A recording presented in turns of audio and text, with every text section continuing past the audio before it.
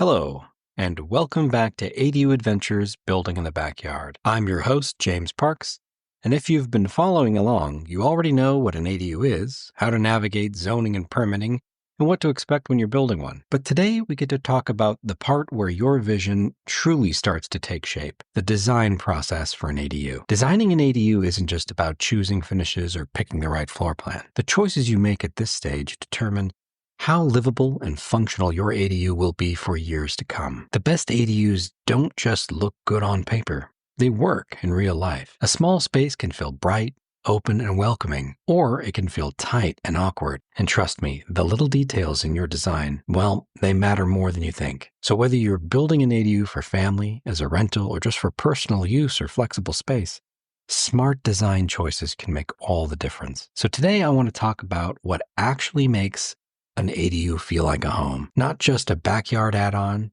but a comfortable, efficient, and well-designed living space. And along the way, I'll share some real-world examples, including my own ADU, which ended up being an absolute lifesaver during the COVID pandemic. So let's dive in. I've seen plenty of homeowners assume that because an ADU is small, the design doesn't need much thought.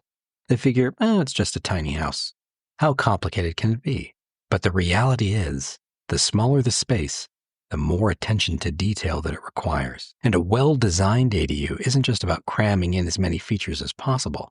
It's about creating an environment that feels open and functions efficiently, all while enhancing your daily life. One of the most important things to consider is natural light. If you've ever walked into a dark, cramped room with tiny windows or no windows at all, you know how quickly a space can start to feel suffocating. Light changes everything, and the best ADUs incorporate large windows, skylights, and glass doors to create an open, airy feeling, even in a smaller footprint. Another thing that's easy to overlook is storage. People often think, I'll just figure it out later.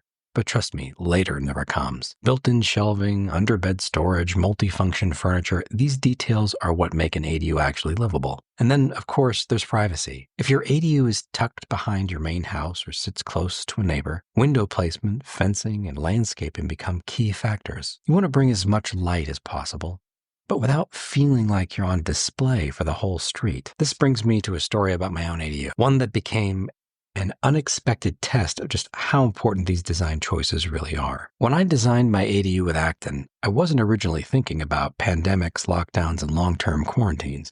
Like most people, I imagined using it for family, guests, and even rental income down the road. But I knew I wanted privacy, and I knew I wanted a space that felt light, open, and comfortable, even though it was smaller. One of the biggest design decisions I made was placing elevated windows on the side of the ADU that faced the main home. I didn't want to feel like I was living in a fishbowl, constantly seeing people walk by. So instead of having large standard windows, I opted for ones that sat higher up on the wall, bringing in light without sacrificing privacy. On the opposite side, though, I went with a completely different approach. I created a private garden area with huge windows and glass doors that opened out into a peaceful green space. This way the ADU could still be filled with all that wonderful natural light.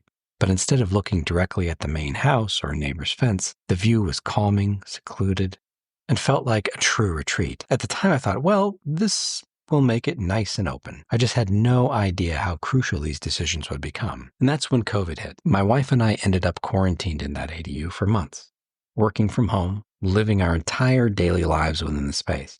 And here's the thing. Because of the smart design choices we made up front, it never felt cramped or overwhelming. It was honestly a testament to good design. The natural light kept the space feeling open and fresh. The privacy allowed us to have a sense of separation from the main house. And probably the biggest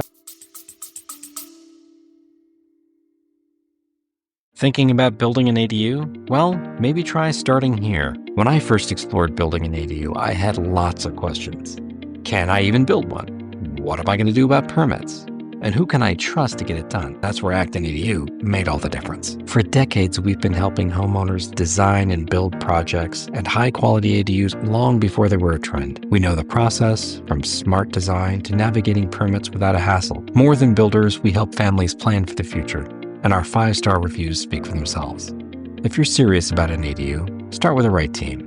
Get a free consultation from Acton ADU. We'll show you what's possible. Just visit actonadu.com/podcast or call 408-369-1103 and let us know how you heard about us. You won't regret it. factor of all is a small office nook we had added as an afterthought became our saving grace. At first, that little nook was just supposed to be a nice-to-have feature, a small workspace if we ever needed it. But during the pandemic, it became essential. Without it, we would have been trying to juggle Zoom meetings and work calls from kitchen tables and bedrooms, getting in each other's way constantly. That one design decision made our entire lockdown experience so much more bearable and actually enjoyable. And that's the point I want to make. You don't always know what's going to matter most in the future, but designing with flexibility and function in mind can make all of the difference. I've seen so many homeowners make small design mistakes that turn into huge annoyances later. They forget to think about storage, and then 6 months after moving in, their ADU is overflowing with clutter. They install windows without considering privacy, and suddenly they realize their bedroom faces their neighbor's trash can. Every decision you make at this stage should have a purpose. You want your ADU to be bright and functional and flexible enough to serve different needs over time. And if there's one takeaway from my experience, it's this: plan for real life.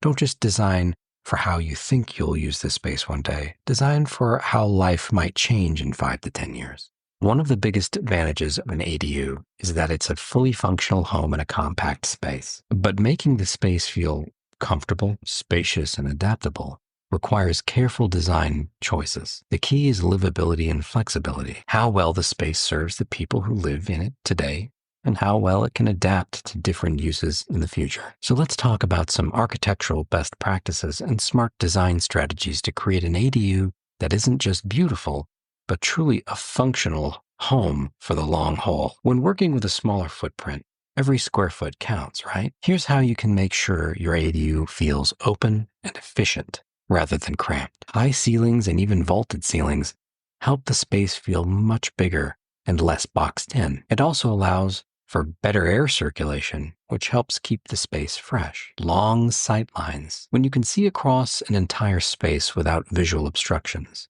the home feels larger. That's why open floor plans work so well in ADUs. Minimizing interior walls and keeping spaces connected helps everything feel more expansive. Multifunctional spaces. Designing an ADU with dual-purpose areas makes it much more flexible. For example, a Murphy bed or a fold-out couch can allow a studio-style ADU to function as both a living space and a bedroom. A built-in desk nook can turn into a workspace or a dining table when needed. And movable kitchen islands can double as prep spaces and dining areas. But there's more to it than that. Light and privacy are two of the most important factors when it comes to making an ADU livable. You can make strategic window placements that bring in as much natural light as possible. Avoid feeling exposed to neighbors or the main house. Clear-story windows, positioned high on the wall, bring in light without sacrificing privacy. Large sliding or French doors that open to the patio can make a small ADU feel expansive. If the space allows, a skylight in the kitchen or bathroom is a great way to add brightness without losing wall space. You can also create indoor and outdoor flows. ADUs don't have the same square footage as a full-sized home,